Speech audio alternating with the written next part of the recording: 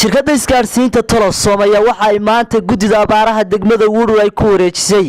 lacag dhan $5,000 Mareykanka ah taasi oo markaasi loogu talagalay in biyadhaan loogu sameeyo dadka markaasi ay saameeyeen abaaruhu. Gudida degmada Woodwood iyo cuqaasha iyo waxgaradka deegaanka Woodwood ayaa iyagu markaasi u mahad celiyay shirkadda Telesom iyadoona markaasi lacagtan u wareejiyay maamulaha guud ee shirkadda Telesom Sheekh Cabdillaahi Cawad Faarax. dhinaca kale gudidu waxa ay baaq u direen shirkadaha kale iyaguna markaasi ka shaqeeya magaalada Woodwood iyagoona markaasi ay ugu baaqeen in iyaguna markaasi ku soo daydaan shirkadda Telesom ay ka qayb qaataan gurmadka loo fidinayo dadka markaasi ay saameeyeen abaaruhu. maanta in aanu halkan isugu nimi culimada diinta degmada Woodwood iyo gudida abaaraha bulshada qaybada kala duwan cuqaashii ardaydii dhammaan maanta waxaan halkan isugu nimi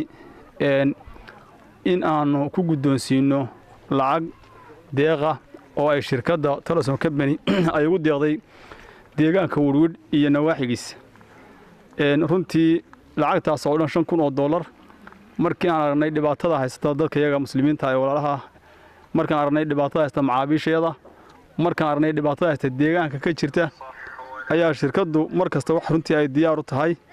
oo ay garab taagan tahay dadkeeda macaamiisheeda iyo dadka muslimiinta ah ee wadada in ay kala qayb qaato runtii murugada jirta iyo dhibka jira. Dhammaan Ciise Xaaji Maxamuud oo ah runtii xubin ka mid ah gudida abaaraha ama se runtii sheekh dacwadana ah aan ku rashin doona insha Allah taala gudoomiye Cabdiraxmaan Gawso lacagtan waa $5,000 oo ay ugu deeqday shirkadda Telesom dadka deegaanka ka fadhiya oo ay shirkaddu ugu deeqday deegaanka Woodwood iyo nawaaxiiska meel kasta insha Allah taala shirkaddu way kaga qayb qaadatay. waxaanu joognaa magaalada Woodwood degmadii Woodwood baanu joognaa waxa weeye gudida abaaraha iyo culimada diintii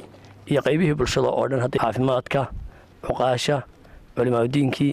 iyo odayaasha gudida abaaraha dhammaan ayaanu halkan isugu joognaa iyo shirkadda Telesom waxaanuna halkan aanu ku gudoomeynaa deeq ay ku deeqday shirkadda Telesom ay ku deeqday ay uguna deeqday dadka abaaraysan ee dhibaataysan deeqdaas oo ay ugu talagashay biyo in dadka dhibaataysan ee soonkan Woodwood jooga in biyo lagu siiyo insha Allah taala lacagtaas ay shirkaddu noogu deeqday waa lacag $5,000 waana ka gudoomi doonaa insha Allah taala waxaanu duco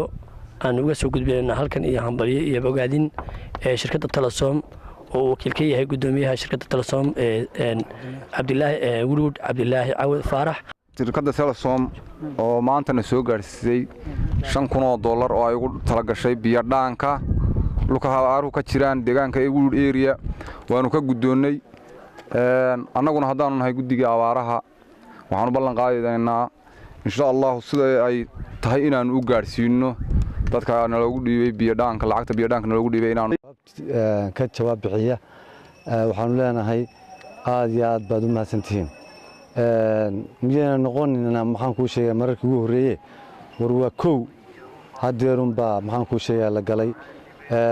waa idinka baranay oo horeba waa wax badan baad qaban jirteen cid kasta oo maxaan kuu sheegay kilibkan aragta in ay sidan oo kale ugu daydaan oo ay dadka abaaraysan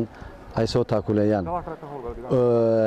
waxaanu leenahay oo kale shirkadaha kale sida Dahabshiil oo kale maxaan ku sheegay Amal oo kale maxaan ku sheegay mustaqbal dhammaantiin waxa la idinka baahan yahay Somtel dhammaantiin waxa la idinka baahan yahay